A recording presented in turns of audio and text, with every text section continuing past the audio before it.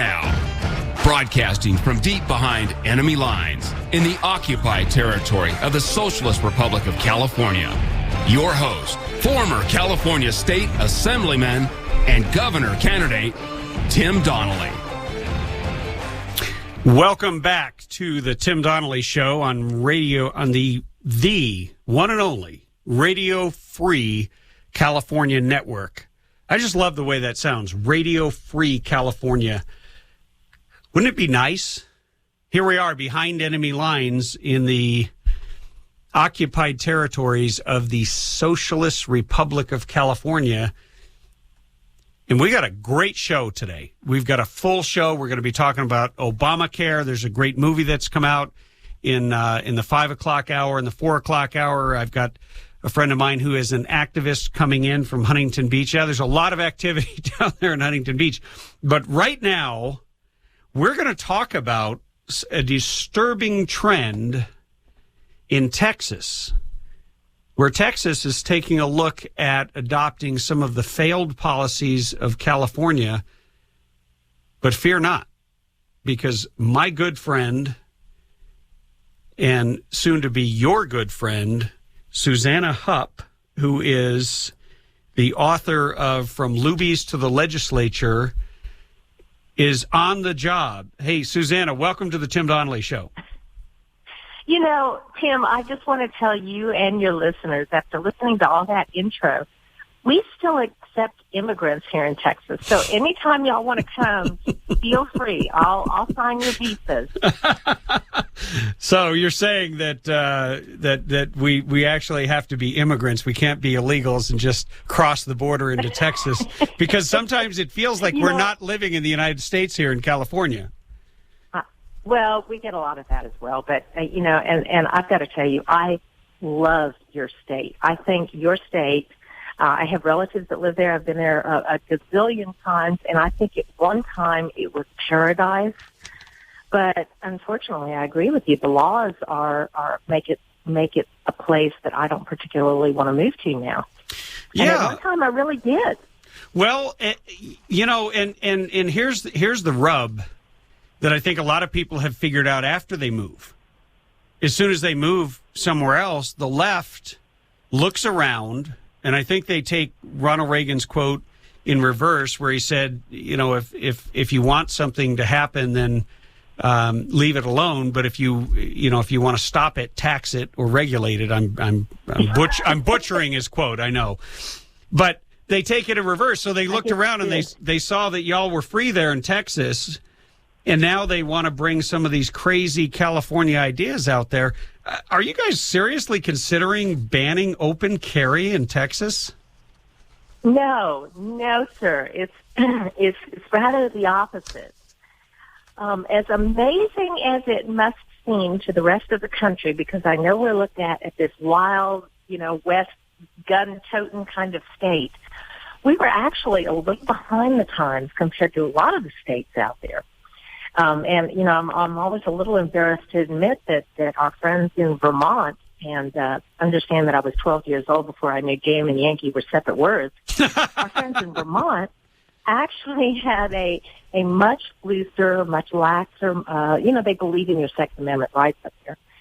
We just got concealed carry back in 1995, and we are trying to get open carry.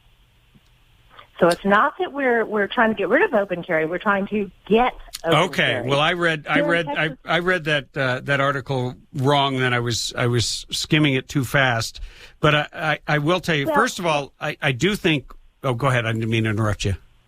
Well, no. I was going to say we've always had the ability, and I suspect this is where it was misunderstood or it was a poorly written article. I'm sure.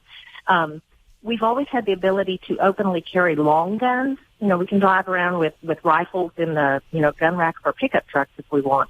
Okay, now I'm seriously jealous. I am really jealous now. You don't feel it so much anymore. I think it's more, political correctness run amok. Changing. Yes. So I didn't properly. But we're trying to get it. I did not properly introduce you, Susanna, and I apologize for that. But I was updating our website as we were going on air to to put your book up there. But your book is called From Lubies to the Legislature, and you can click on the link, which is on our website at timdonnellyshow.com. That we don't have to give you a lot of complicated stuff. But there's a link to it on Amazon, or you can find it in some bookstores. But the key was it October 16th, or was it October? Yes, a long time ago now. October 16th, it was 1991. That's forever ago now. Yeah, that was a day that shall live in infamy, across this, Texas as well as our country and hopefully the world, where an armed gunman came into the Luby's Cafe and took the lives of, 23 people, including your parents. Including my folks, yeah, and I was there, and I made it out, and they didn't. But what a lot of people don't understand now, because time is marching on, that was the first time in probably 200 years that anything like that had happened in the United States. Now these mass shootings, we hear about them, it seems like people don't even give it a second glance now.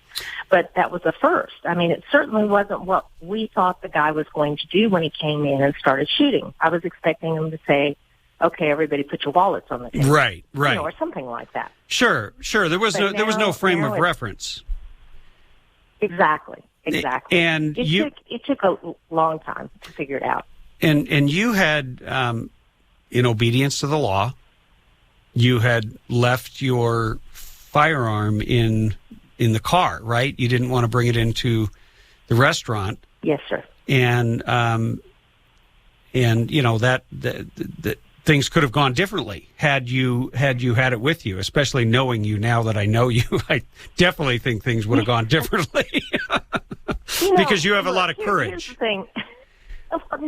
No, I'm a total wuss. Okay, let me make that crystal clear to all of you. You cannot say that. No. You ran for office and got into the Texas legislature and held them to account and pushed for concealed carry. So you are not a wuss.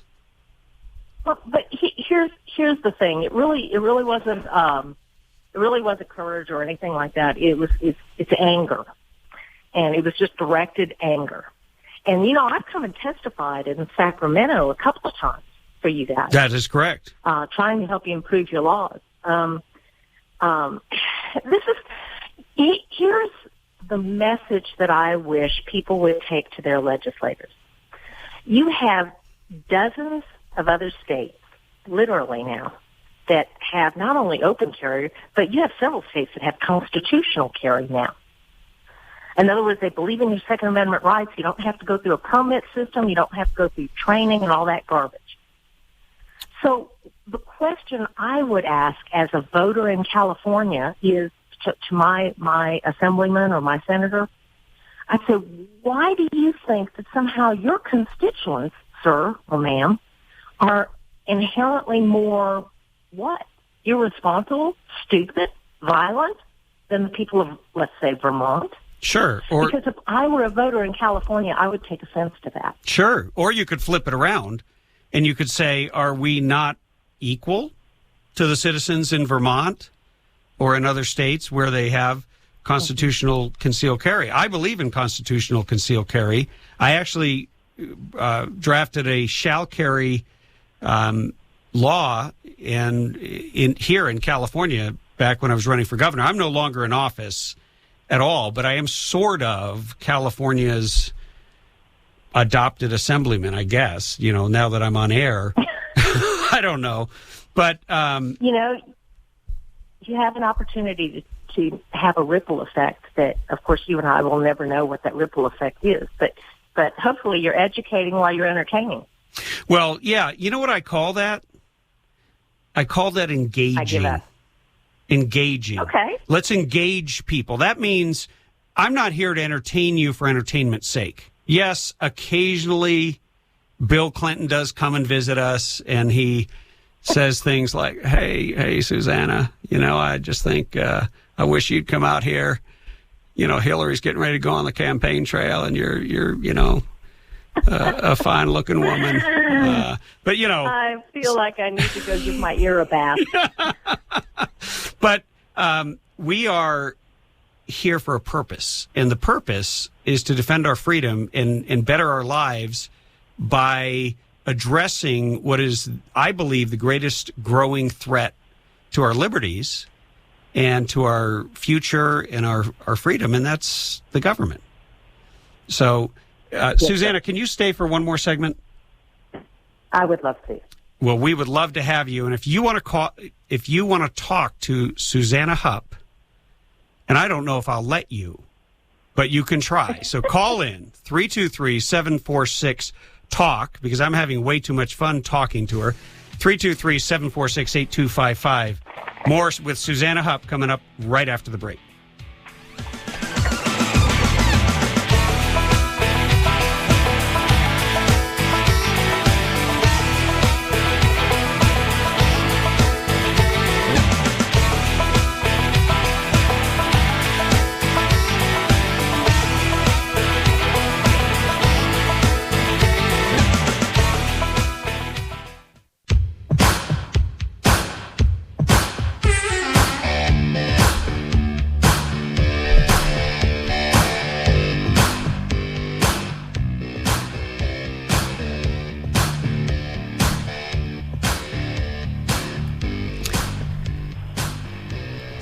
Susanna Hupp, from Luby's to the legislature.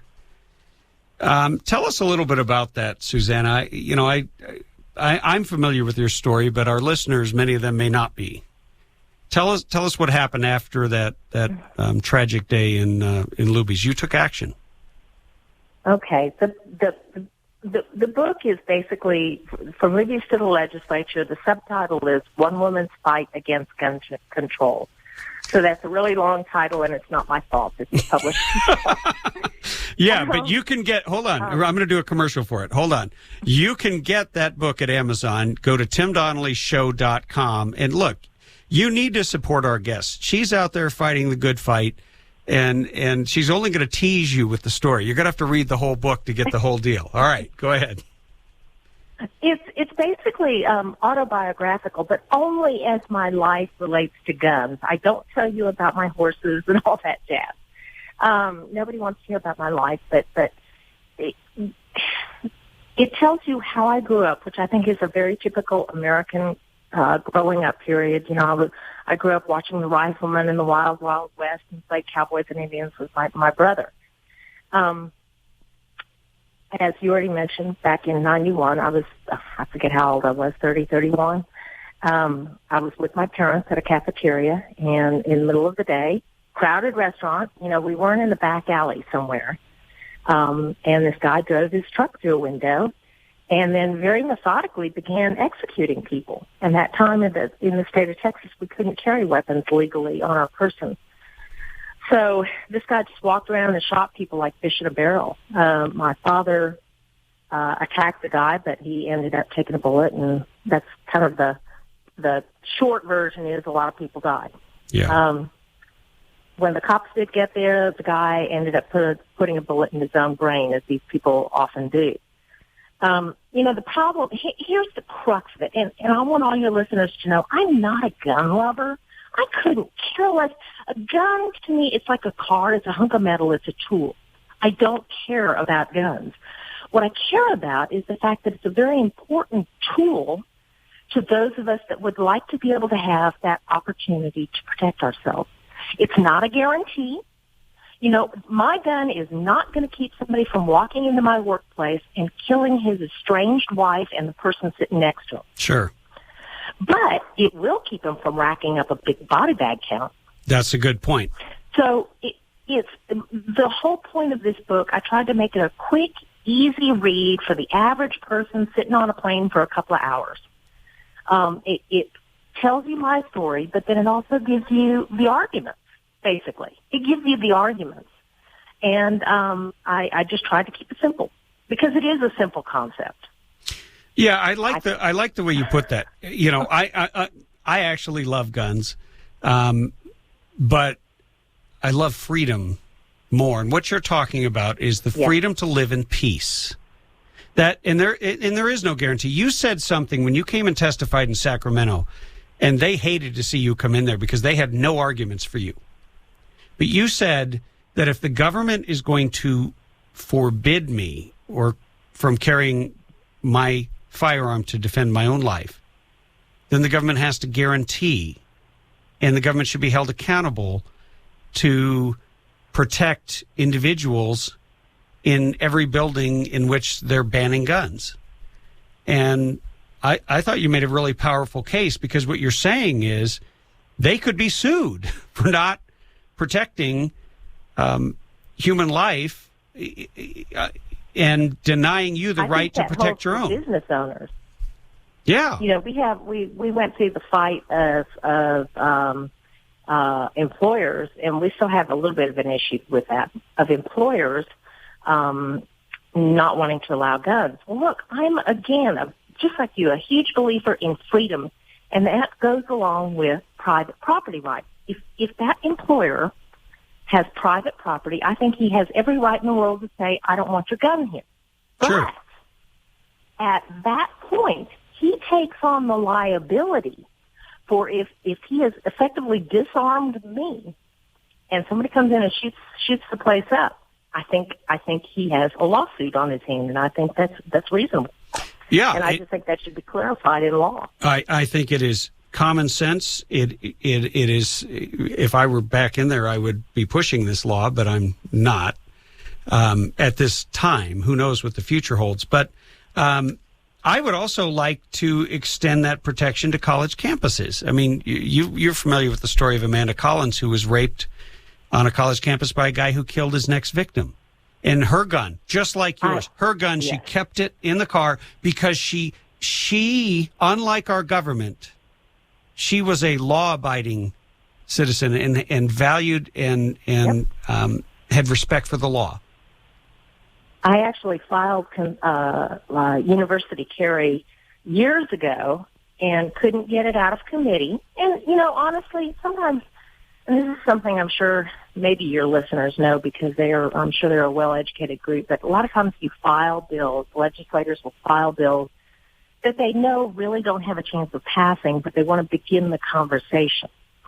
And so I filed the university carry bill a couple of times, campus carry, didn't pass it, but it was shortly after one of those times that Virginia Tech happened. And all I could do was look at the TV and scream, I told you so. That's got to be so painful. You know, here's the thing. Whether you like guns, whether you don't like guns, whether you're into Black and Bambi or not, if guns are the problem, then why is it that we don't see, when you think about all these mass shootings, they happen at places where guns are not allowed because people want to rack up that high body bag count. They always go. We'll never see. Go ahead. They always go to the gun-free zone. And absolutely. Unfortunately, Susanna, we are out of time because I could talk to you all day. But go to the website, buy the book, and we'll have you back on to talk again. More coming up after the break on the Tim Donnelly Show. Thank you.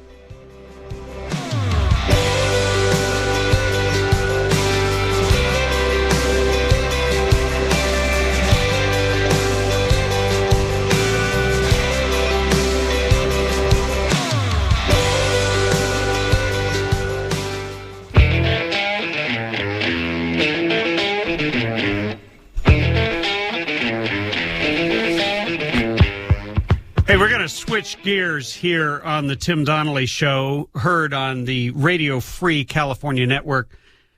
We have 10 Republican sellouts.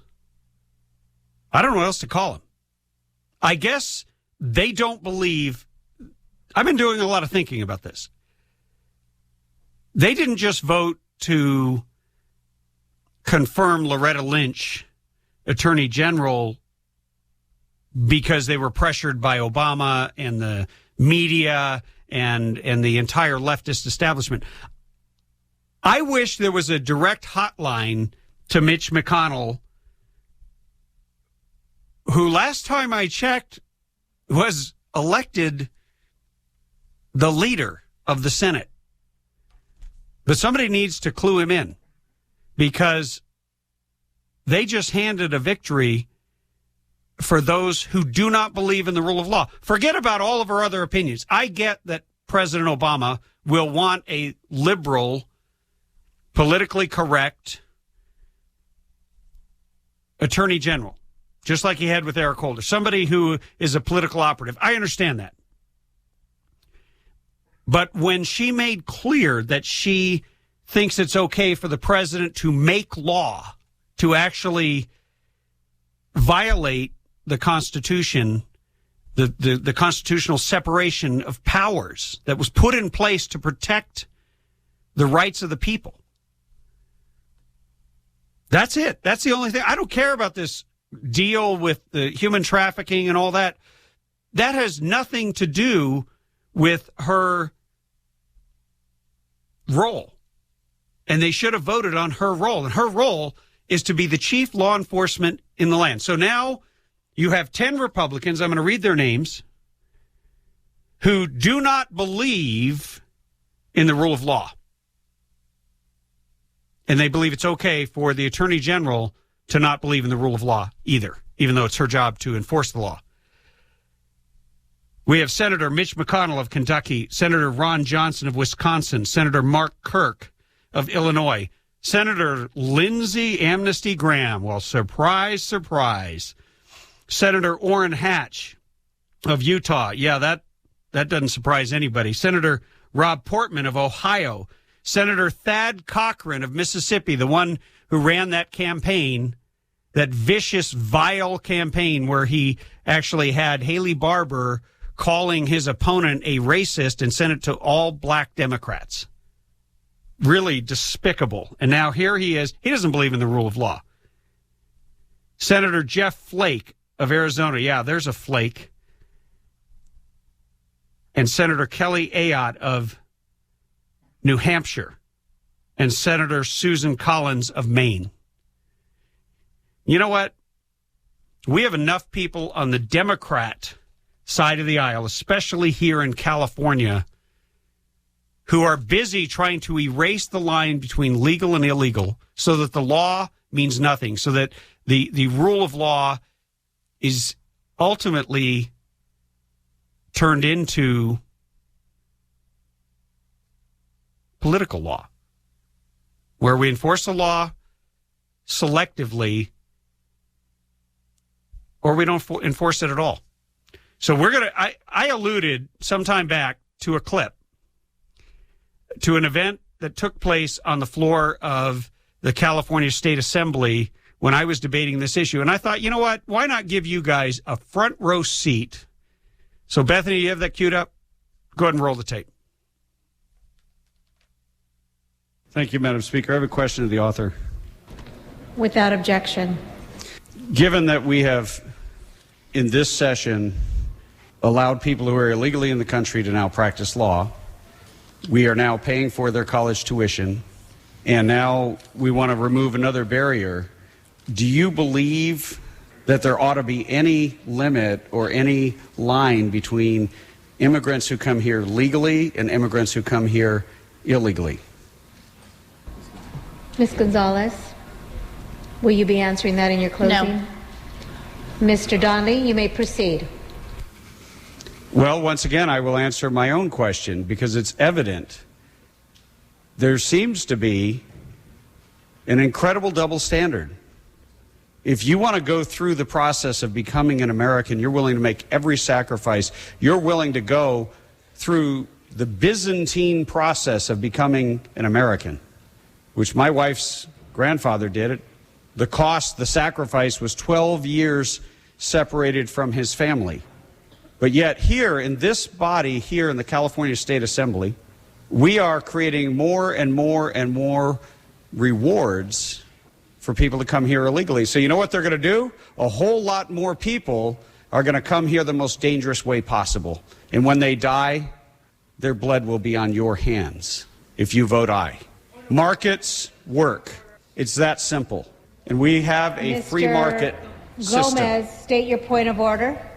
There's a lot to mention, but he should stick to the merits of the bill and not impugn another member's character, and that blood is going to be on their hands because the bill passes. Point well taken. Mr. Donnelly? A point of personal privilege. There is no point of personal privilege. You cannot attack. I am not impugning anyone's character. I never mentioned anyone by name. What I said is markets work. And if we create a new incentive for people to come here illegally by rewarding it, then more will come. Because when you reward something, you get more of it. And when you penalize something, you get less of it. Tax policy works that way. And a certain number, unfortunately, tragically, 500 on average a year die coming to this country illegally. It's incumbent upon us to say, hey, you know what? We're not going to encourage more people to come here illegally. And that is what this bill does. It is one more carve-out. It is one more exemption. And you know what? When you watch video of those children who jumped on those trains, many of them died. Some of them floated down the Rio Grande. They came here for a better life. They're coming here looking for something. Seems to me that we send all these resolutions to Washington. We ought to send one there to fix the legal immigration system so that those kids don't have to get on the death train. But if we want to protect them, we need to vote no for more and more and more carve-outs and more incentives and more rewards. Urge a no vote. Ms. Buchanan? Madam Speaker, this is a simple bill. All it's saying is if you have a Social Security number or a taxpayer identification number, you can be issued a license to practice in this state. This is not about children who may reach a unfortunate fate in the Rio Grande because they're coming here to seek opportunity to be able to care for themselves and potentially their families. So it's a simple bill. I think we ought to understand exactly what it does do, and I urge an aye vote. That's it. No further debate. Ms. Gonzalez, you may close. I want to start by thanking my colleague from Twin Peaks. I'm actually going to miss him when he re-enters public or private life. And I want to assure him, as he does so, I will continue to pray for him as I have every day that he's served here, and that humanity reaches his heart. As we address this bill, I would like to say one thing. Ms. Melendez? Thank you, Madam Speaker. Order. Thank you, Madam Speaker. I believe the rules of the House are that we are not to impugn one another on the floor or speak in a derogatory manner about other members. So, members, let's please stick to the merits of the bill when we are addressing an item that is before us. Ms. Gonzalez, you may finish closing. Just in clarification, that was my farewell to Mr. Donnelly. I didn't know that was imputing him. In fact, I think prayer is a good thing.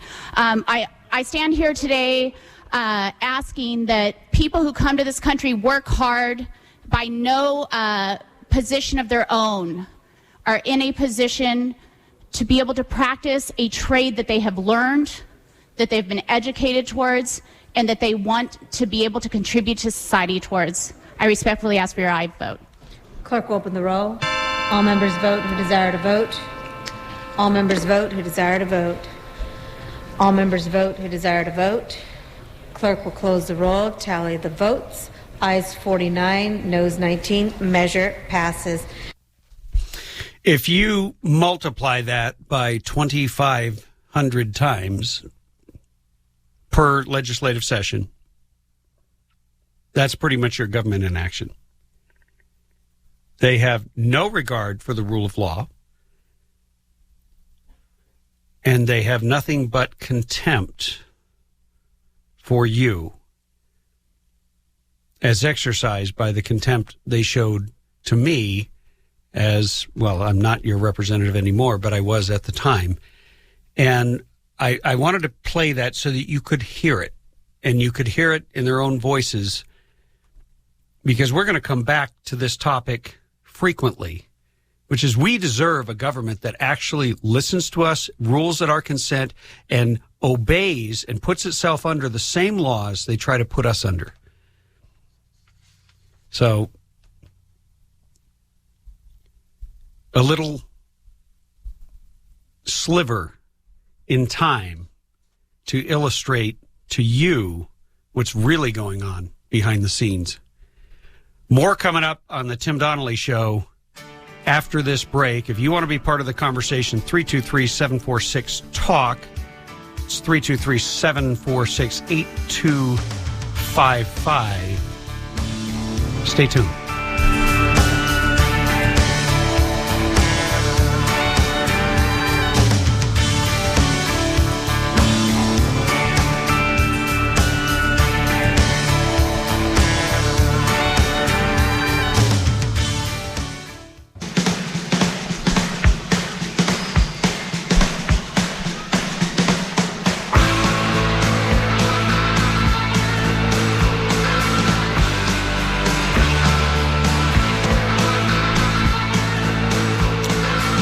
Hey, if you are listening to the Tim Donnelly Show and you are one of our more seasoned citizens, first of all, we're grateful that you're listening. And second of all, I want to let you know about a senior citizen resource fair that is being put on by the High Desert Association of Realtors.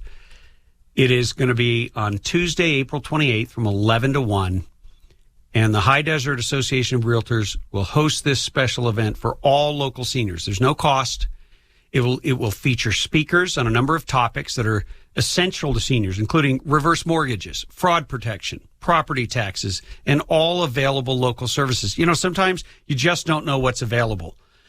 There'll be representatives there from mortgage companies, the county, and home health care, transportation agencies, etc. The program begins at 11 a.m. and will be followed by a Q&A period and time to visit with the local agencies. Space is limited, so you got to RSVP. Take down this number, 760-244-8841, 760-244-8841, or you can send them an email to Valerie@vvar.com. You know, one of the things that separates us from other countries is that it is ingrained and inculcated into our founding documents that the government rules at our consent. That's a powerful idea, that the just powers are derived from the consent of the governed. And even in the Declaration, they talk about the purpose of government. And that the purpose of government is to protect our rights, our natural rights, our inalienable rights, the right of life, liberty, and the pursuit of happiness, which at one point they were going to make that private property rights. And if any of the founders were alive today, I think they'd wish they had, because we're watching our private property rights rapidly diminish and be undermined and assaulted by the very government that is charged with protecting them. And you know, when you think about your life, you want to go to work. You want to be able to drive on a decent road. Yeah, that's the government's job, to make that road, fix the potholes, pave it, build infrastructure, make sure the bridges are secure, you know, check them for engineering. There is a role for government. There's things government should do. And those are the things that the people cannot do for themselves. But we have a government that is involved in every single solitary aspect of our lives, and it's growing every day. And it's not growing because we need more government. It's growing because government needs more victims. Government needs more people. The more freedom they take away from you and I, the more they can justify their existence. And we watch this every day. And you heard on that clip that we played just before the break, and if you didn't hear that, then you need to read an action-packed show. But we will have the audio clip up later today. You'll just have to visit timdonnellyshow.com to hear it. And look, it's important, it's critical that you understand what they're doing. They are not doing what you think they're doing. They're not in there fighting and doing the right thing because it's the right thing to do. They are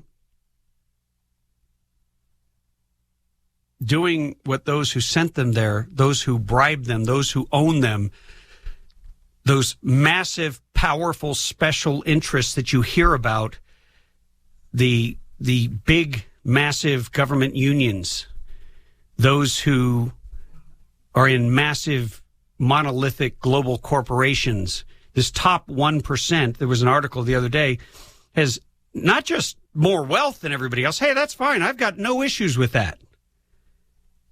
I believe in capitalism. I believe in free markets. But they control the vast majority of politicians. They have more political power than the rest of us combined. And we'll get into it later on with what seems to be coming out, a new revelation every day about who owns Hillary and Bill Clinton. We got a great guest coming up after the guest talking about what you can do in your community to protect it from these special interests. Tim Donnelly Show continues after the break.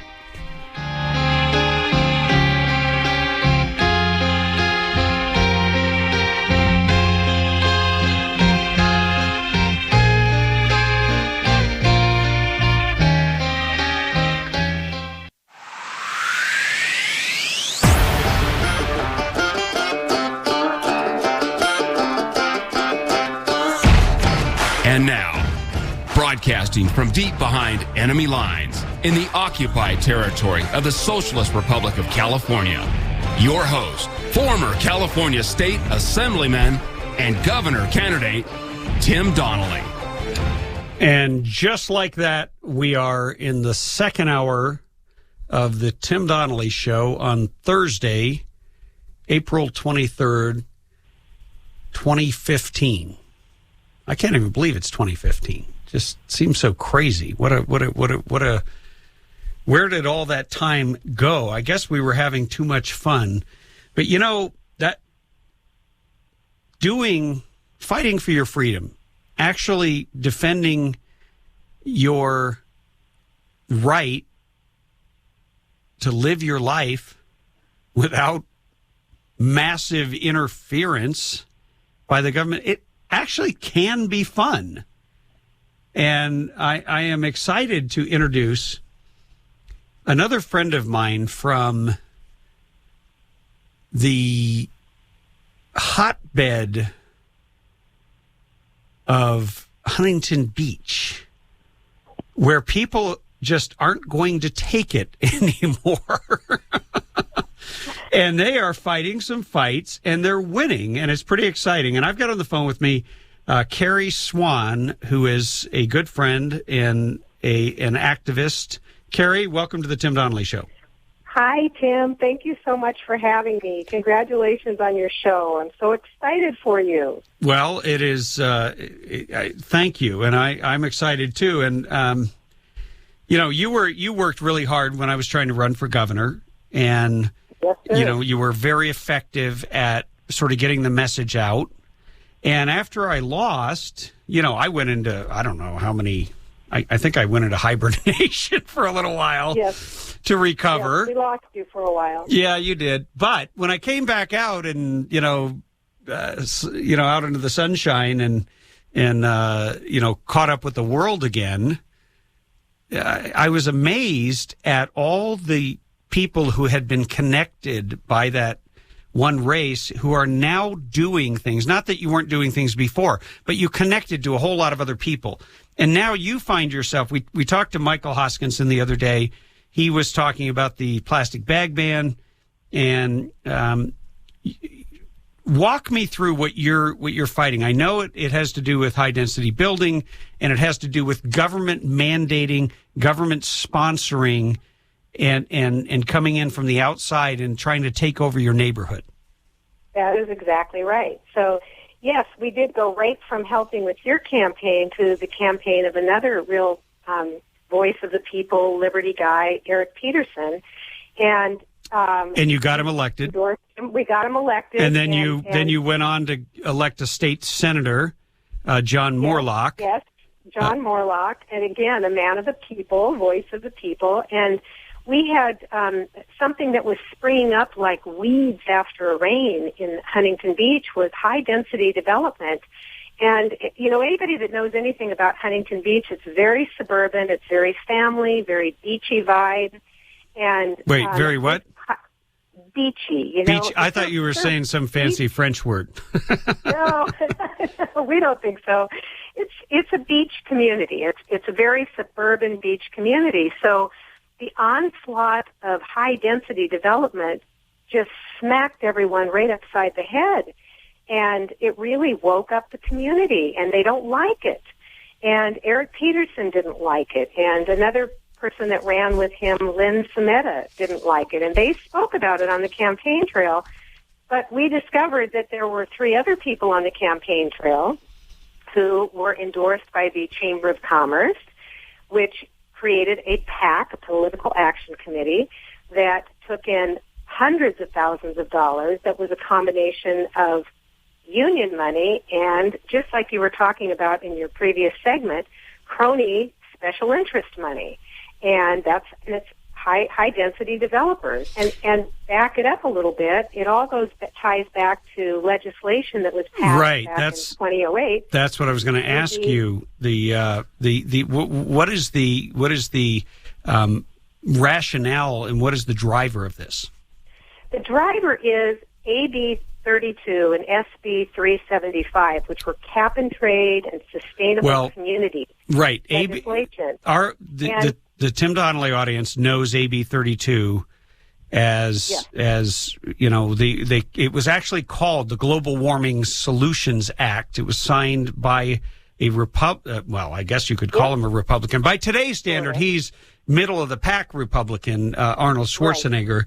Right. And then SB 375, that is even more draconian, but it has to do with land use. And they're promoting and pushing high-density urban stack and pack housing. Urbanization. Right, but they want people to live, they want to get people out of their cars. That's part of why they have this new gig where they want to tax every mile you drive so that they can charge you so much money that it doesn't make any sense to drive a car anymore. And they want to build as much housing as they can as close to public transit as possible. It's like the government wants to tell you where to live, and the government wants to tell you what to drive or not to drive, whether you can take paper or plastic. This is about government control. It's not so, because I want to be clear. You and Eric and everybody else are not anti-development, because every community needs a healthy amount of development. Exactly. What happened is, and the way that the cities are rolling this out, is to change their zoning. And this is, and so I urge all of your listeners in whatever town or city they live in across the nation, when you hear your city changing their zoning or their general plan, then grab your pitchforks and go for it, and that's what's happened in Huntington Beach. We have an amazing grassroots network of people who are fighting this, and it's because the zoning gets rigged to favor the high-density developer. They get tax credits. They get HUD credits. So basically, it's government rigging the system for their crony capitalism. It's not free market capitalism. We don't have a need for this housing in Huntington Beach. Our housing is perfectly adequate where it is, but they're telling us, but we do have, you need workforce housing. And whenever the government is involved in this way, where it's their program, whether it's a federal program or a state program or a county program, whenever the government gets involved, there's always the potential for massive corruption. You have a huge number of people, not a huge number, a small number of people get very, very wealthy, and and they do so because they've gamed the system and essentially changed the rules because they have the power to do so over the objections of the people who own the property, pay the taxes, and live in the community. Exactly. In fact, we have many of us, literally hundreds of people in the community have been speaking out at city council meetings and planning commission meetings. And as one realtor put it, when you buy into a community, you have a reasonable set of expectations that the community around you will stay a certain fashion. And when the game is rigged for somebody else to come in and completely change the fabric of your community, well, in Huntington Beach, that didn't fly, and we have a beautifully outspoken activist community, and we have something else that emerged exactly 1 year ago, as a result of frustrated and angry citizens seeing this overreach of government. They started a community Facebook page. It's called Huntington Beach Community Forum. You have to be a resident of Huntington Beach to be on the forum. It has over 10,000 members in 1 year. And, I mean, the forum, they talk about, sweet and gentle things, but for the most part, it's hardcore political debate. And it's awesome. People who have never been engaged in the political process before looked around their city and they said, no, we're not going to take it anymore. And a beautiful thing has emerged from this. A 15-and-a-half-year-old girl started a petition, an online petition at change.org 3 days ago that already has over 1,300 signatures in the community to take on this fight against high density. Wow. So the moral to the story is you can be an activist in your own town, and I like to tell people all politics is local. I know a lot of people get excited about what's happening in Washington, D.C., and I certainly do too, but most of us in California can't make a difference there. So Carrie, we can sure make a difference in hometown. You are preaching to the choir here, and it's music to my ears, but would you be willing to stay over the break and talk about more specifically how you got involved and some of the simple steps of organizing your community? Sure, absolutely. Awesome. You're listening to the Tim Donnelly Show on the Radio Free California Network. We stream live at timdonnellyshow.com. And if you have any questions or you want to do something like this in your community, 323-746-TALK. Join the conversation.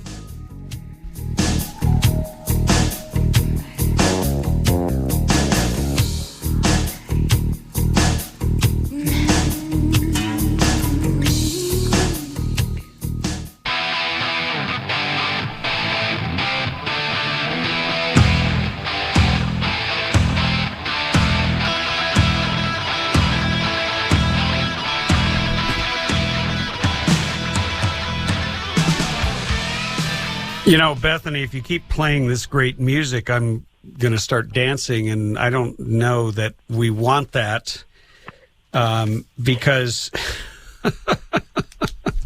it's about as... record you and put it on the website? Yeah, it's a good thing we don't have a camera in here. This is just too much fun. Hey, Carrie, thank you for joining us, and I kind of set you up before the break. If you're just tuning in, we're talking with Carrie Swan from Huntington Beach. She is an ordinary American who finally got fed up and decided she was going to do something constructive. And Carrie, a lot of people have no idea where to begin. You talked about somebody set up a forum. Well, that's a great place to start organizing and pulling people together. So that's a key element. But tell us a little bit about how you got involved and what that looked like. Well, it really started about, I don't know, maybe 6 years ago. It was really, I think, after the 2008 election. And I just knew that we were going off the cliff as a country, as a state. And I reached out to my party. I'm a registered Republican. I went to Tea Party groups, all different kinds of activist groups, trying to find out, where I as one person could make the biggest difference. And attended even, some training that was put on by some different organizations. And basically, as a common thread was being repeated is that all politics is local. You have to start locally, and that as real people, as conservatives, or as liberty-minded people, we never built a very solid farm team. While other groups were building their team, and we didn't. So I really decided it was time to get involved locally, and I attended some Tea Party meetings. I attended some party meetings, and got to know who some of the candidates were running, and got involved in your campaign because of people I had met through some of these groups, and found out that there's all sorts of things that we can do as individuals. Oh, go ahead. Well, we can reach out to our friends on Facebook, on Twitter. I have a full-time job, but I make time to get out on social media. Yes, you do. You did a lot of social media for me, which is where I first heard about you because I hadn't met you. And then I met you and was very impressed. And it was so funny. One thing about grassroots that the Jeb Bushes of the world will never understand, and the Hillary Clintons of the world who see real people as someone to just be fooled, as if somehow they're above us, and if they just throw a little bit of red meat out and put on show up at a fast food place. I was reading in the New York Times that they were making a big deal about how Hillary didn't tip at a Chipotle, and I was thinking, isn't Chipotle a fast food place? I mean, do most people tip there? Maybe they do in New York, but I've never seen anybody tip at a Chipotle here. So it shows you how out of touch the elitists who are criticizing the elitists are. But completely out of touch. They don't even know who real America are. No, they don't. Either side, both parties. No, they don't. They have no idea who we are. That's right. What our real issues are. But what was funny is I had made some friends just by doing the grassroots thing and talking to people and connecting to people. And I was invited to a meeting with a lot of builders and architects and people, in the building industry. And I was being introduced around, and all of a sudden I was being introduced to you again. and it was actually, that was really funny. That was the funniest event of all. Yeah, and then you introduced. I do that. It happens to be the industry that I work in. So in the construction industry. Sure. But what was really to him, and he said, no, I've already met Tim Donnelly. When I brought my kids up to the Capitol, Tim pulled us out of the hallway and gave us a special tour and gave us a speech. And it just showed that if you put a little bit of real effort into it and you network with people, which is what you guys have done in Huntington Beach, to literally affect the choices that you now have in your daily lives. And I think that's what why I was so excited to have you on. Yeah, you're not some famous person, but you've had more impact in the life of your community than many of the elected officials who are just bumbling along doing whatever the powerful special interests that bought them their seat tell them to do. I would agree. And I'm not alone. In Huntington Beach, there are like 10,000 of me out there. Because we have done it because of networking, because of reaching out person to person. Whether it's on social media or attending one of our council meetings or a rally for something, or walking door to door. We have people now that are walking door to door, which was really the old-fashioned way of politics for many, many years, not dumping hundreds of thousands of dollars in glossy flyers. That's how I got elected. I walked door to door and wore out shoe leather. Well, Carrie, thank you. Right. Thank you for what you're doing. Thank you for coming on. Give out the name of that blog if you can, so people can Google it.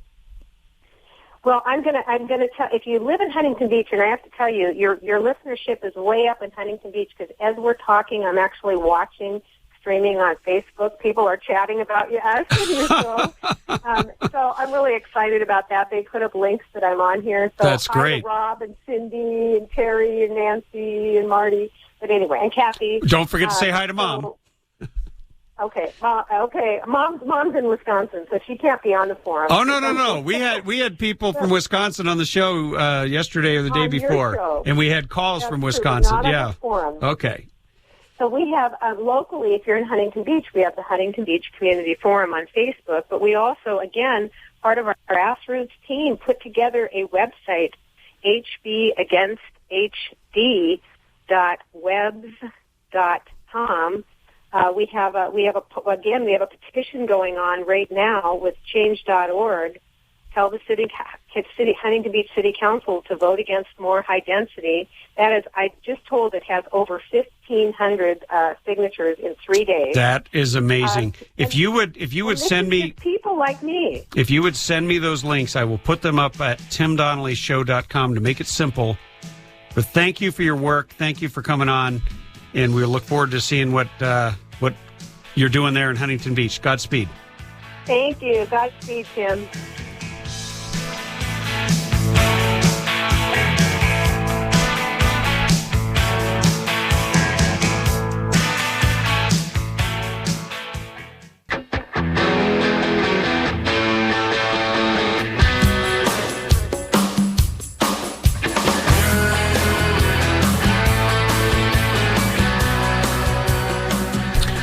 You ever been stuck on the freeway and you see a sign, a billboard that says, if you lived here, you'd be home now? Well, in radio, if you were advertising with the Tim Donnelly Show, I'd be reading your ad right now, and your phones would be ringing.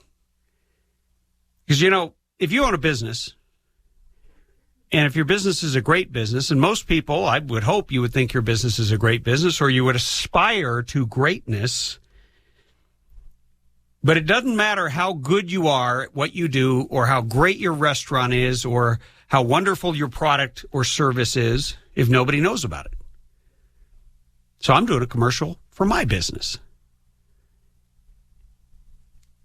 And my business is connecting people. And I would love to tell my audience about your business, about your great company, about your great product or website or whatever it is. So if that is of interest to you, you're going to want to reach out to Bethany at 760-244-4444. Yes, that's right, 760-244 and then just 4 4s. Or you can just email her at bethany@timdonnellyshow.com, and she'll help you produce an ad or take some ideas, and we'll turn them into something that will make your business a rock star. We've been talking about government control, about government contempt for the citizens. All you have to do, really, on the national scene is, and yes, you hear paperwork. I'm not as green as some. I like things written out on paper so that I can actually see them, because sometimes computers fail on you. And sometimes you have to see something in black and white because it's so hard to believe. But most of the time, it's like when you're looking at the national news, and anything related to Hillary lately just seems to be dripping with contempt for ordinary people. And we've talked about that extensively. And there's a headline, "Left to Hillary, you're a phony." And I just think that's great. You've got the New York Times actually exposing the fact that she is owned by all these foreign governments. And I don't want to scare Bill Clinton or anything. Oh, wait a minute. Is that Bill Clinton on the line? Bethany? Do we have Bill Clinton on the line? Hold on. Let me... Yeah, could you patch him through? Yeah, let me put him in the queue real quick. Hold on. Okay, you're good. Mr. Former President, welcome to the Tim Donnelly Show. Oh, well, Tim, it's really good to be on with you. I just like to tell you I share your concerns. All this mainstream media is coming after Hillary, and I'm afraid that she's not going to be out of the House for the next 4 years. Well, Mr. President, you've got some problems because the way things are going, the people who usually attack Republicans are attacking your wife, and it doesn't look good. I mean, she's not you. Would you ever walk into a burger joint or a Chipotle and not shake everybody's hands? Well, of course not. I mean, I'm an experienced politician, and as a matter of fact, I'd probably come into your studio, and I understand that Bethany girl might be. I saw a picture of her on Instagram. I mean, well, excuse me, Mr. President, but come on now. You are a married man. Yeah, so we're having a little bit of fun. Bethany's laughing.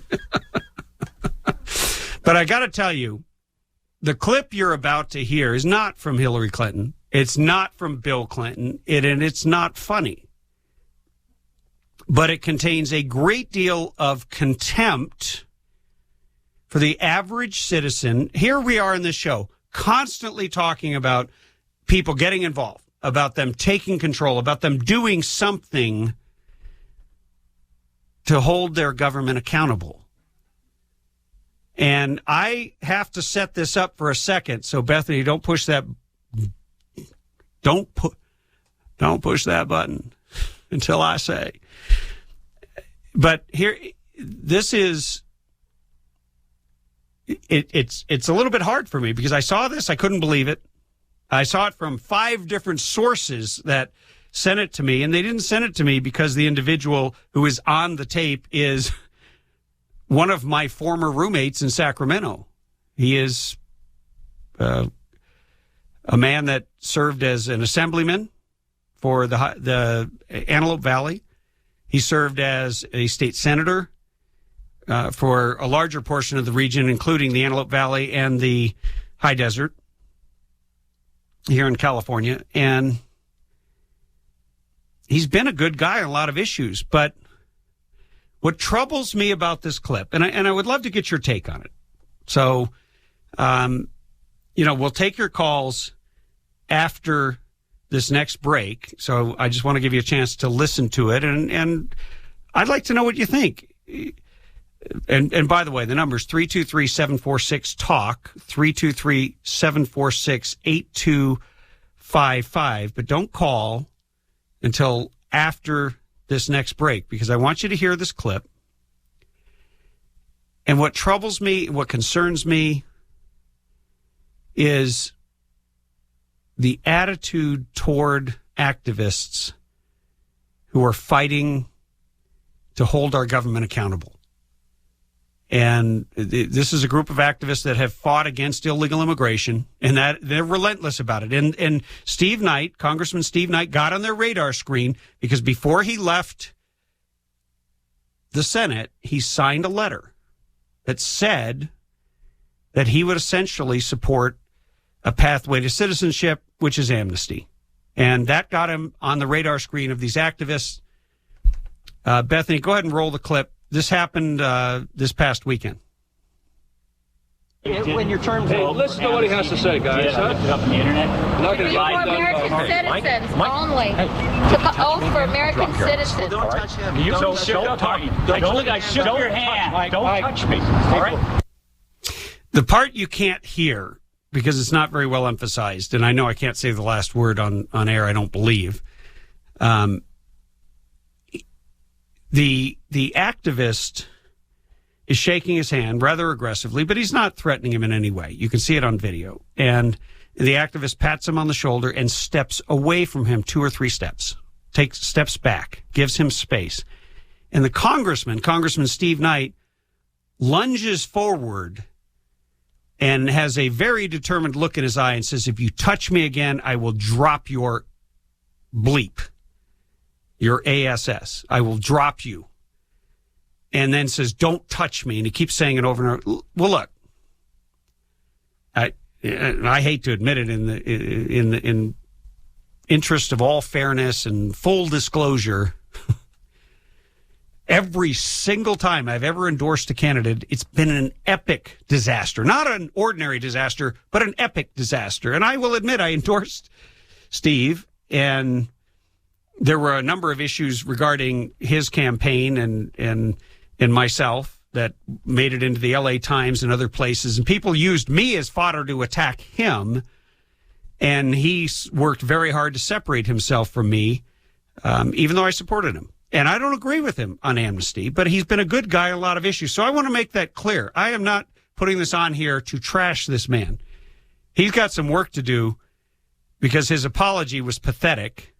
And he put down the group in his apology. And here's my take and what I wish he would do and every other politician would do who claims to be fighting for our freedom and taking a stand on these issues. Why don't you take that same contempt that you expressed for an activist, for somebody who is taken their time, who is a volunteer? Why don't you take that same contempt, that same tone, that same anger, that same focus? Why don't you direct it at these Marxist progressives that have stripped away our freedoms, that are undermining the rule of law, the very rule of law that you upheld as a police officer, who have put this country at risk, a country that you served and that you put yourself in harm's way to defend, and have shredded the Constitution that you swore an oath to uphold and defend multiple times.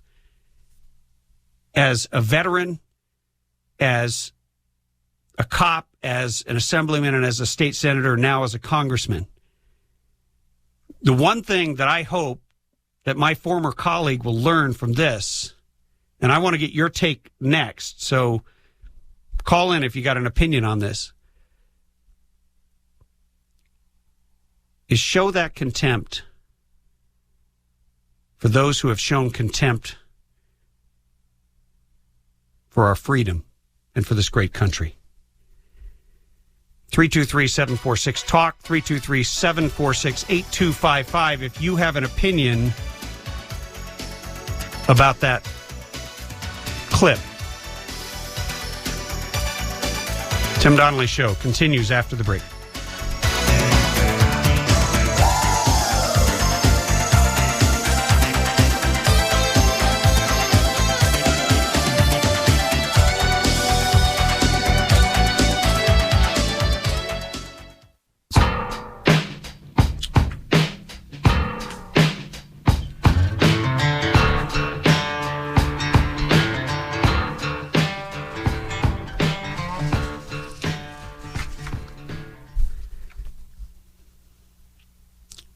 I just thought I'd leave a long pause because then maybe people would listen very carefully to whatever I have to say next.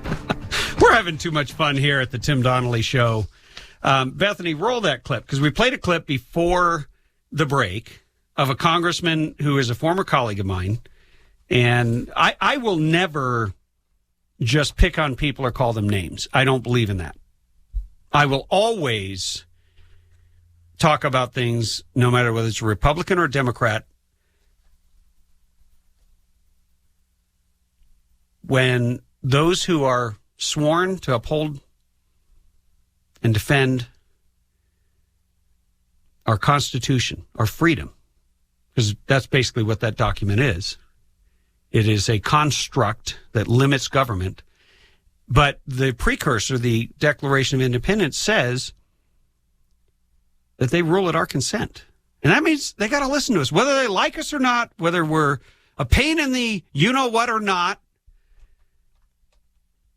I don't think they have a right to walk across take 3 steps toward a person and say, hey, you touch me again, I'm going to drop your bleep.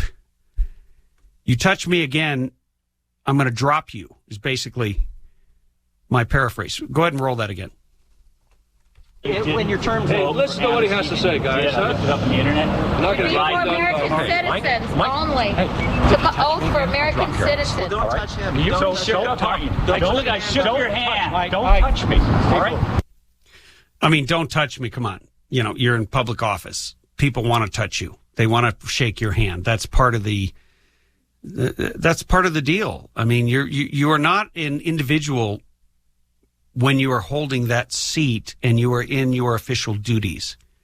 Yes, you have individual freedom and you have your private time, but when you're out there doing your job, when you're in an official capacity and you're in public, people are going to want to shake your hand. They're going to want to grab you and harangue you a little bit. And you know, one of the hardest parts of the job is listening to people.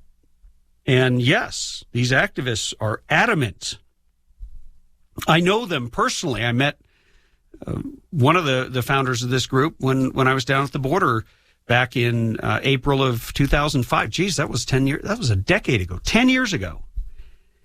And I want to say something. This activist group is very serious about using social media and video and the tools that we have today to communicate with the rest of the world. They went into one of the most egregious senators in the state of California, Senator Ricardo Lara, who has made it his life's work to undermine the rule of law and to completely erase whatever laws we have to protect our sovereignty. And they went into his office, and when he threw them out with an equal amount of contempt, they got it on television. I mean, this is one of the things you're going to find about this show is we celebrate activism. We're going to have a whole lot of people on you've never heard of, but they're rock stars in their own right. But we do have a caller. I'm going to bring. Oh no, it looks like he hung up. Give me 1 second here. Hey, Jerry, you got 30 seconds. What is your reaction? What is your reaction to this video? Well, I'm a little shocked at it, but the only thing you have to remember too, that he was an LAPD officer for many years, so maybe he's having a flashback. Well, yeah, I don't know, but I don't. But look, you're human. You know, we all say things, do things we hadn't done, but we overcome them and we apologize. But I want to say one thing real quick, like when I have 30 seconds. The oath you took when you raised your hands to defend God, family, country, and the Constitution and Bill of Rights before your fellow citizens. And the second part of the oath that you could ever do for your country and for your family is die for that oath when you defend God, family, country, and the Constitution and Bill of Rights. And the oath of the state of California is very, very clear about that on the state rights and the federal rights. So thank you for being there. God bless you. And you are a true patriot. And some of these patriots out there, I don't want to be sunshine patriots like the founding fathers said in the old days. Be full patriots. And your program is outstanding. God bless you. Thank you, Jerry. And that was extremely well said. And I couldn't have paid him to be kinder. And thank you for your reaction to that. We got a lot more coming up on the Tim Donnelly Show. We've got Colin Gunn talking about Obamacare, made an important documentary coming up right after the break.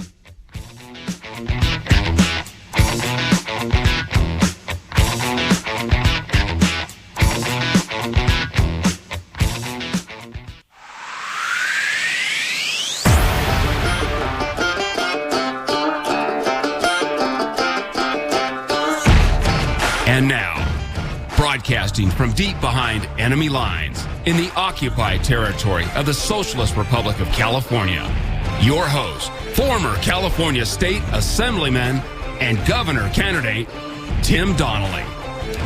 If you're just tuning in to the Tim Donnelly Show on the Radio Free California Network, then you got some work to do tomorrow.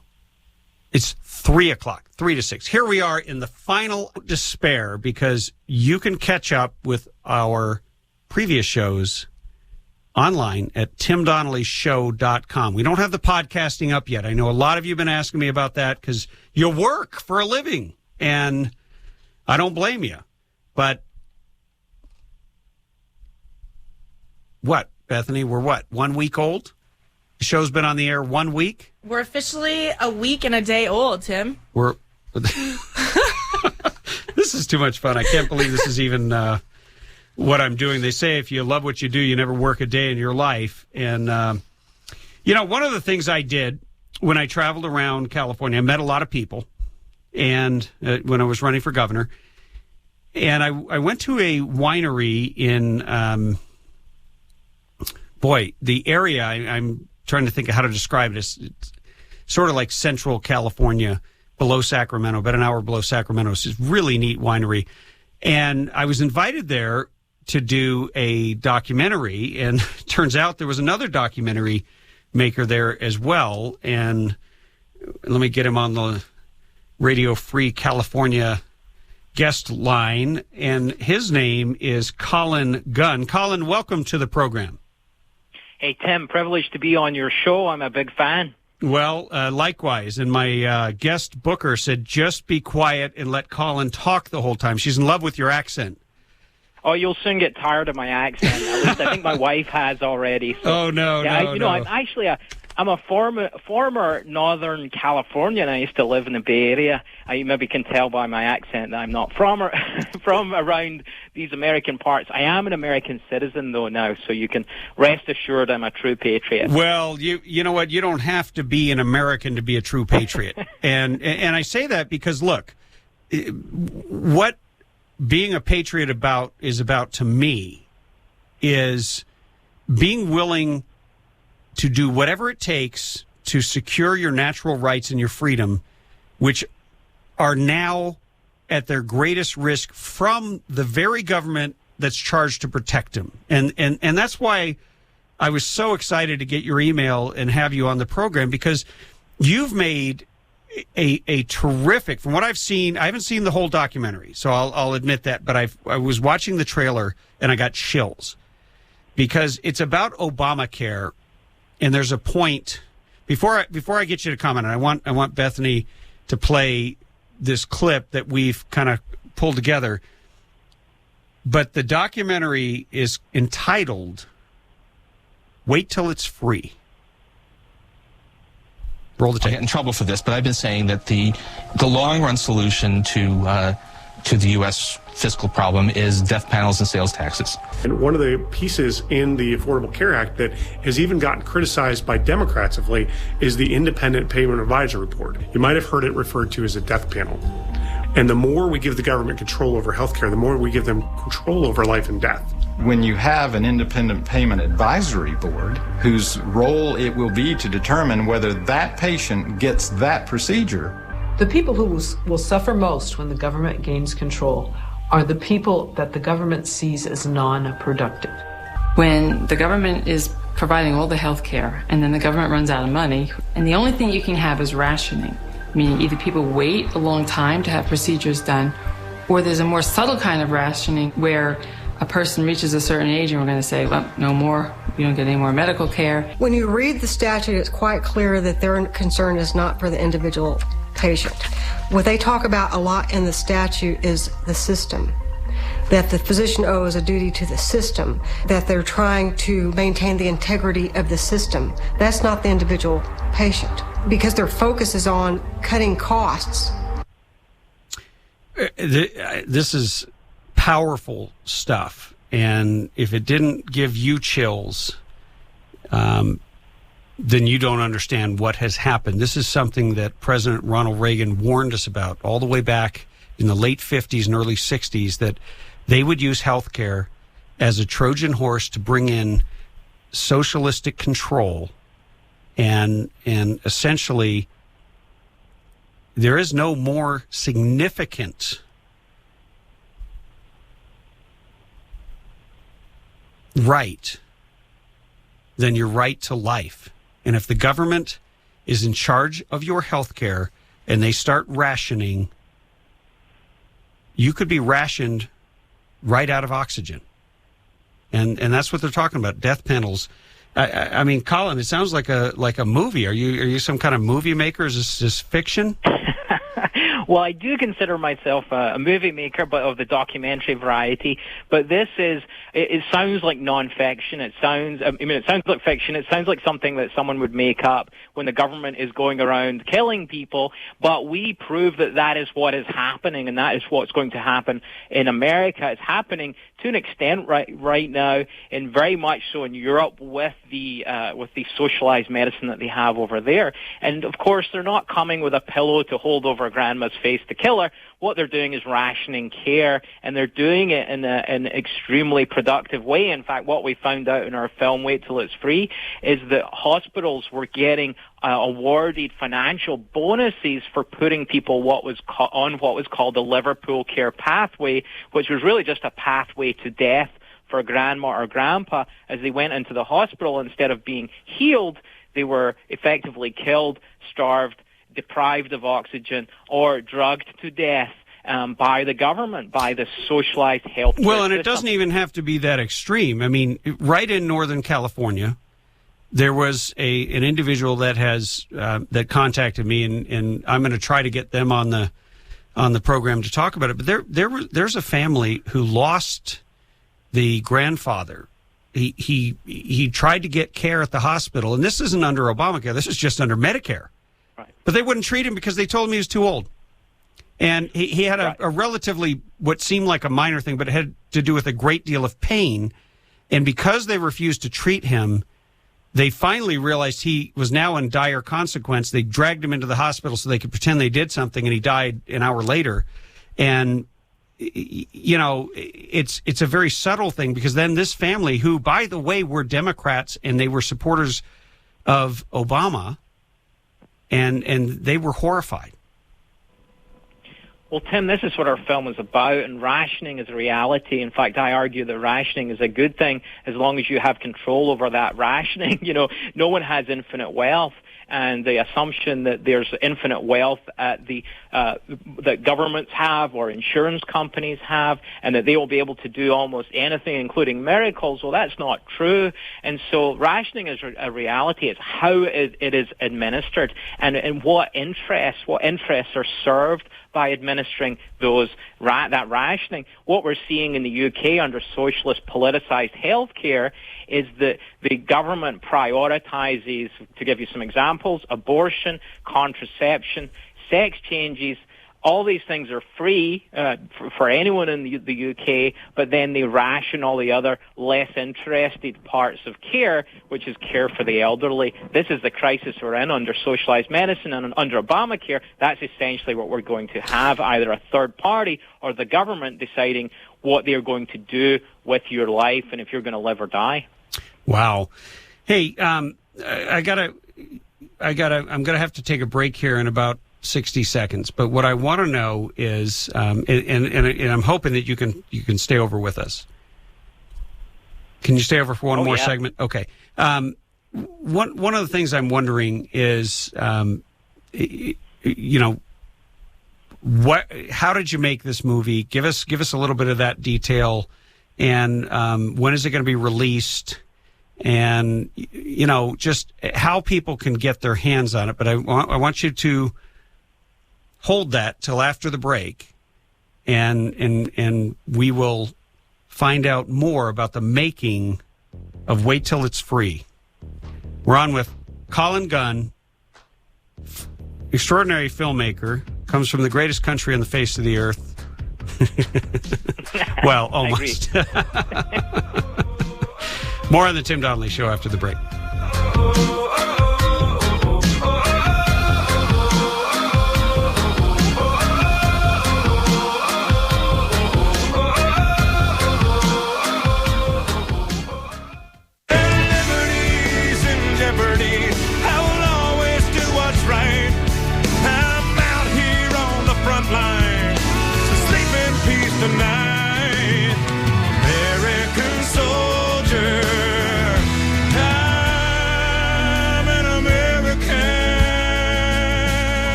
Hey, if you're just tuning into the Tim Donnelly Show, which is rapidly on its way to the can, I guess. I don't know where do we put digital programming. I don't know, except that you can hear it. If you missed the first part, catch up at timdonnellyshow.com. We will have podcasting up soon.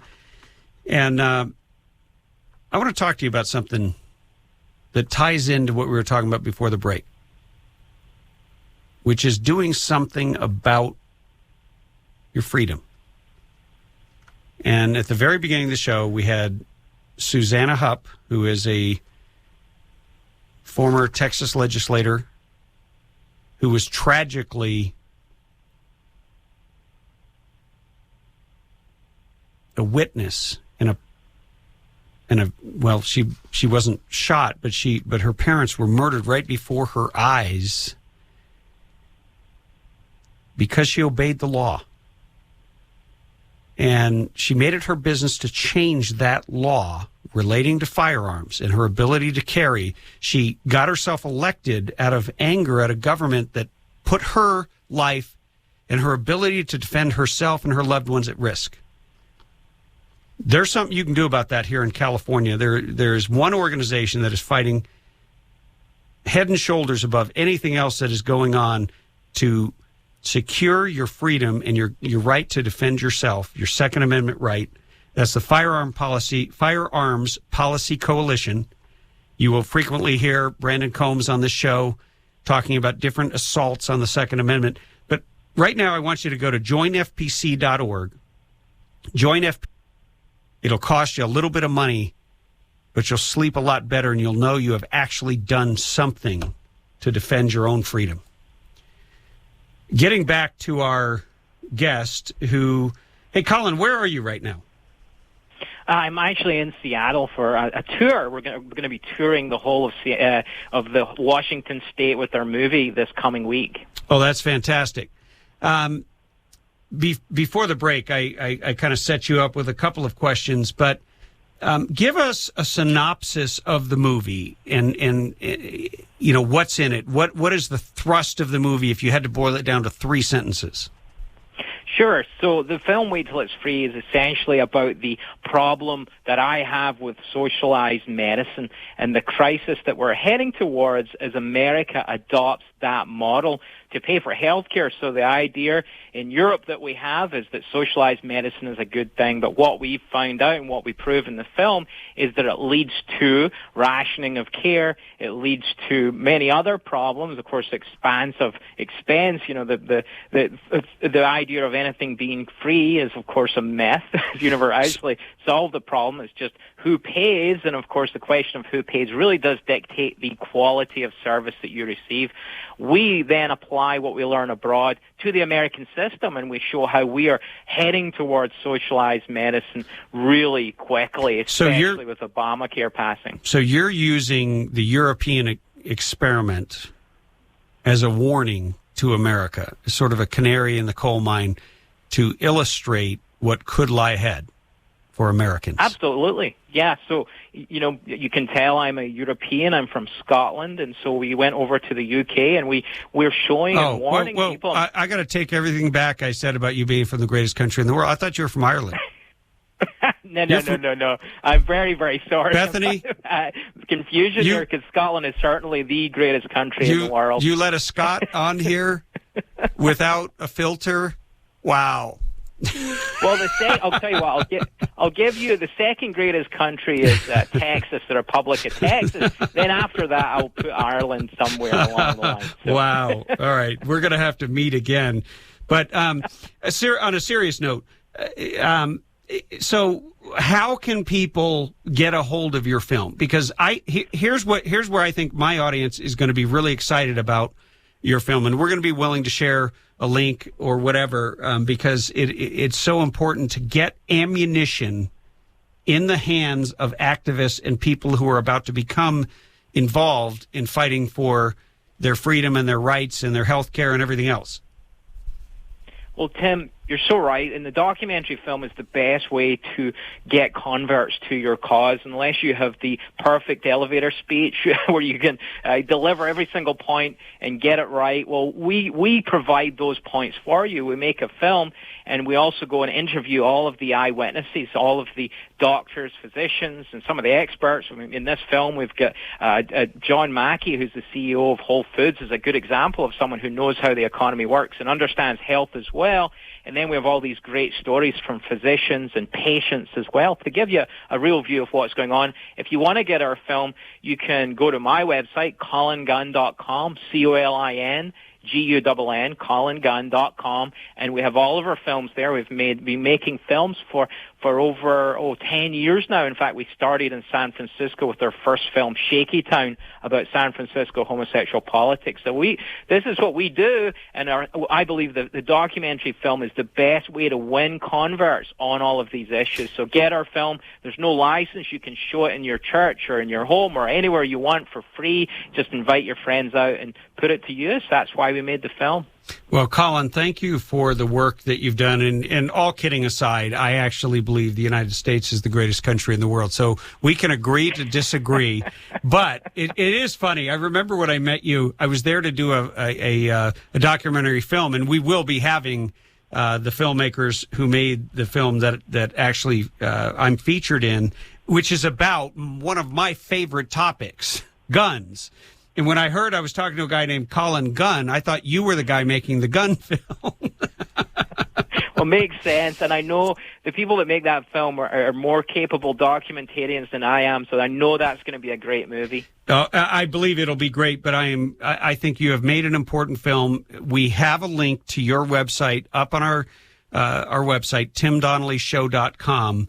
And I would encourage people to go on there and share this warning with all of your friends and educate yourself, because one of the hardest things to do is enter a debate when you don't feel like you're armed with enough information. You might know a little bit of something, but not enough to have the conviction necessary to persuade someone else. Arm yourself with the facts. Colin, thank you for coming on the show. You're a terrific guest. You're welcome back anytime. We'd like to follow how the film is doing and have you back on at another time. Thanks. Great to talk to you, Tim. Likewise. Godspeed. 323-746-TALK, 323-746-8255 if you want to hear anyone talk other than me after the break. Tim Donnelly Show continues on the Radio Free California Network.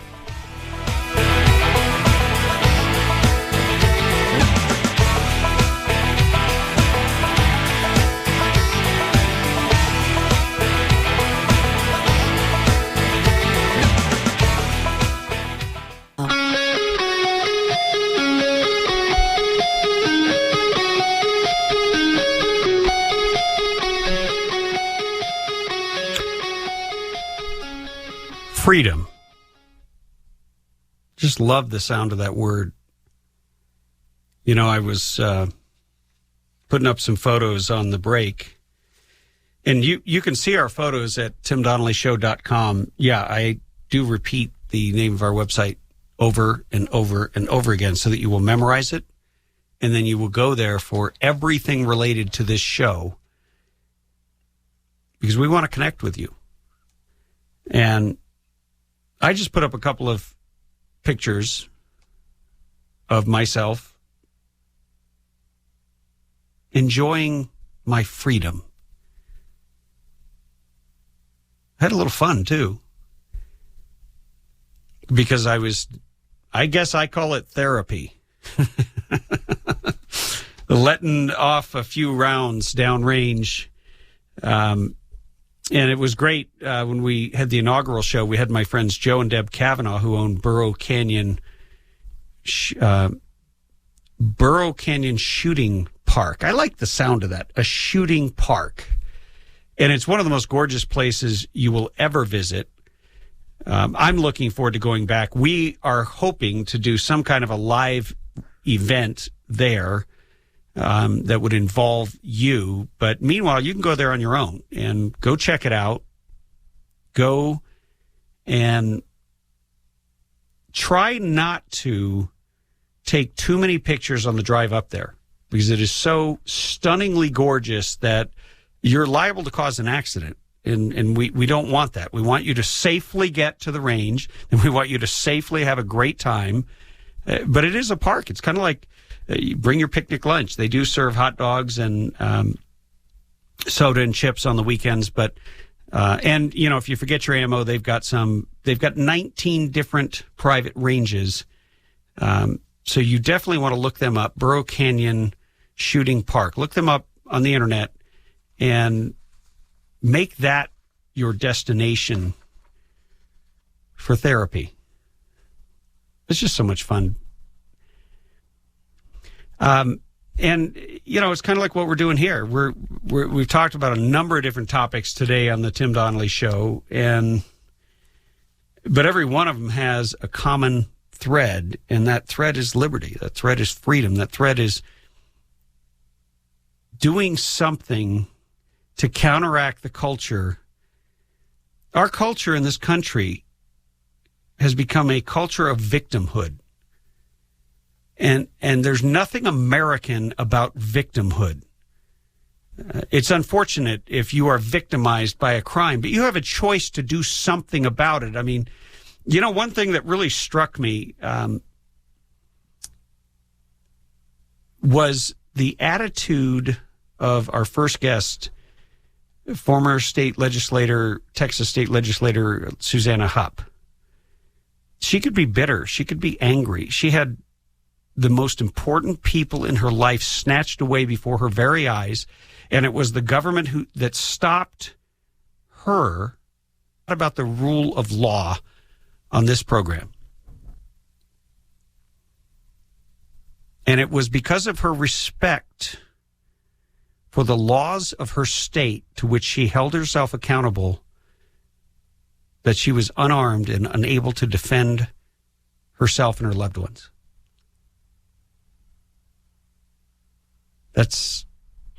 Just let that sink in.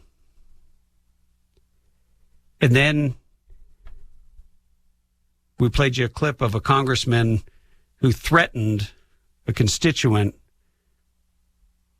because he was frustrated with him and his group. That's contempt for the law, contempt for... And by the way, I just want to make it known, I actually texted this congressman and gave him a chance to come on the program and defend himself. He declined. He never responded. But we will have one of my former colleagues on here tomorrow talking about, I've been looking for somebody in Sacramento doing something worthwhile, and finally there are some bills that are popping up that look worthy of discussion. One's from a Democrat, and we're trying to get him on. He's got a really busy schedule related to concealed carry. Another one has to do with fixing this really poorly constructed proposition, Prop 47, that basically says that if someone steals your gun from you, that's not a felony. That's a misdemeanor. Now think about that. It's a felony for you to violate a whole lot of the different gun laws that they've crafted to curtail your freedom as a law-abiding citizen. But if somebody breaks into your house, steals your gun, that's a misdemeanor.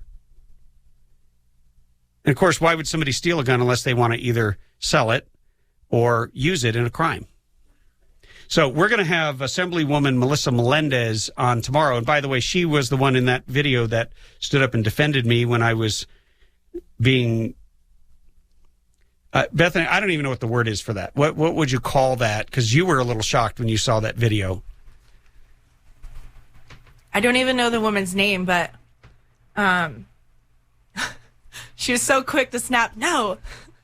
Yeah. But it's almost comical. I know. I wish you could play that word no again, because it was said with such derision and contempt. I wish that she would have said no in the same way to a bill that deprives us of our freedoms, to a bill that hurts our economy, to a bill that piles an unnecessary regulation, to a bill that undermines the rule of law. But, of course, she is one of the Marxist progressives parading as Democrats. There are also elected officials in the Republican Party who, by their silence, have consented to the agenda of the Marxists. We do not have an effective opposition party in the state of California. That's why most of you have never heard of your representatives. They're not in the news. Well, I guess one of them is, but not for a good reason. They're not in the news. They're not fighting. They're not taking to the streets and holding a protest of the insanity. They're just sort of watching it and golfing right along with those who are destroying this great state of California. And there's so much more they could be doing. And I will never understand it. Maybe you can explain to me what their strategy is, but everything I've read in the papers, as a matter of fact, I read an article in the LA Times the other day by the far left columnist George Skelton. And George Skelton said, finally, after a decade and a half, the Republican Party has finally surrendered, and they're doing exactly what I have told them to do so that they will cease to exist. Now, mind you, I'm being facetious there. He said this is what they need to do to be relevant, which is give up everything they believe in. Let me give you an example. The left and leftists like George Skelton in the media who want to see the Republicans fail continually give them the same advice. Abandon your beliefs and you will win elections. The problem is it has never worked anywhere. Yes, there's room for flexibility. There's room for reaching out and working together, but only when you're defending a defensible principle, a first principle, something that secures our freedom or our liberty. And here the Republicans had the greatest opportunity, and this takes us around the country over to Indiana, and you have a typical establishment GOP governor in the state of Indiana who went on a Sunday talk show and turned into a bumbling idiot, all because he didn't want to be attacked by the militant gay left. And they're not fighting for gay rights. They're not fighting for equality. They are fighting for control.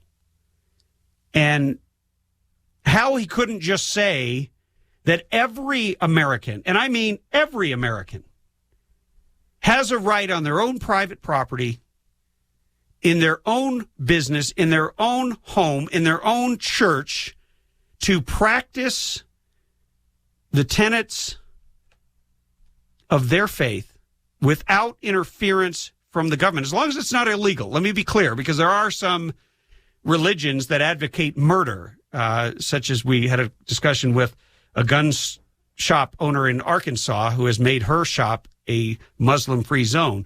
But the First Amendment, this country was founded, one of the very first civil liberties in the Bill of Rights is your right to be free to practice your faith without interference. How could you not say that? How could you not just stand up and say, look, you don't have a right to come into my business and force me to violate my faith? It's that simple. It isn't about what you do in your bedroom. But if you want to take what you do in your bedroom and shove it in my face and then tell me I'm a hater if I don't promote that with my business and promote that in every aspect of my life, if I happen to be a public official, then I'm somehow a hater. Well, let's think about that. What if I went into a Muslim-owned business and said, I want a ham sandwich and a beer? I tell you right now, I wouldn't be served, and I wouldn't have any right to take them to court to force them to serve me that. 323-746-TALK. Final segment of the Tim Donnelly Show coming up after the break.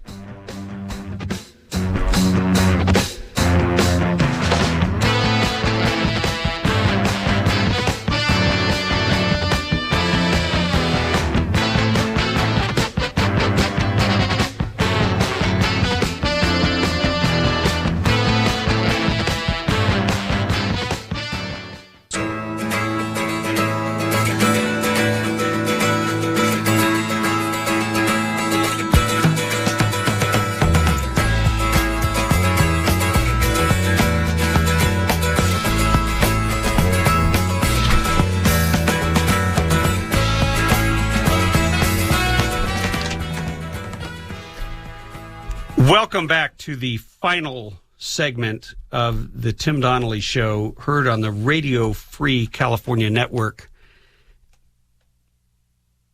A lot of times we talk about what you can do, but you might not feel like you're equipped.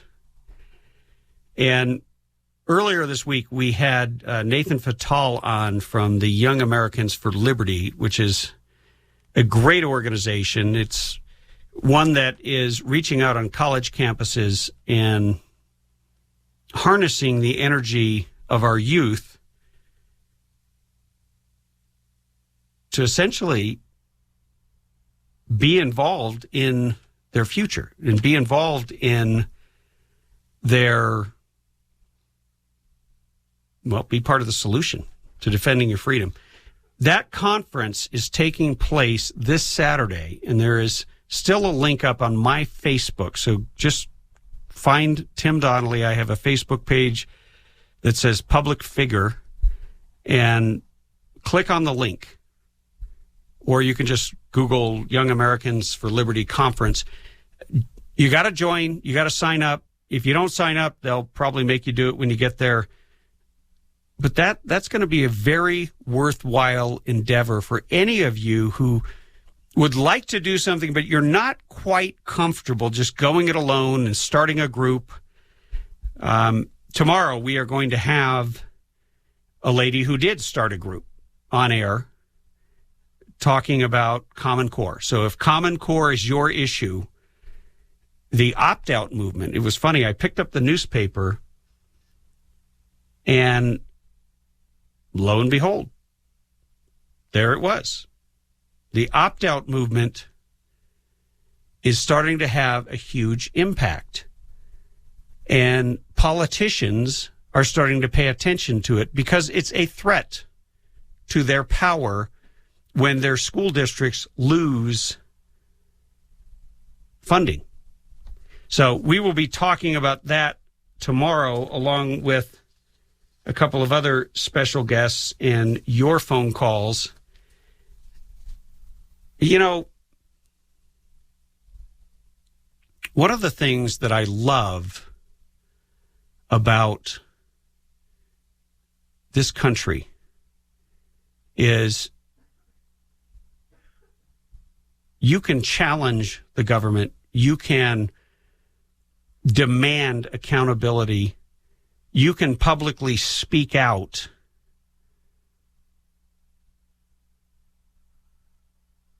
without having to fear that the police will come and break down your door. Well, that's as long as you don't live in Wisconsin and support Governor Walker. But the bottom line is we can expose this. In other countries, speaking out and speaking the truth could result in your disappearance or death. And I'm not just talking about the Soviet Union or Germany during the Nazi regime. You can just go to Mexico. Anyone who speaks out against the power base, of which there is, well, they kowtow to the drug cartels. We've had journalist after journalist after journalists disappear. And tragic. Hey, we're going to take a call just before we go off air here. We've got Matthew in Redlands. Hey, Matthew, welcome to the Tim Donnelly Show. So I have a question for you, and maybe a follow-up today or tomorrow. Do you think anybody in this country is above the law? And looking at those officers, those 10 officers who beat a man on the ground, what led to them thinking they were above the law and they would get away with that? That's a great question. I'll have to answer this tomorrow, but thank you for calling in. We'll have a discussion about that. No, I don't believe anybody is above the law. We are all equal under the law, and you're all equal in the Tim Donnelly Show, the No BS Zone. See you tomorrow at 3.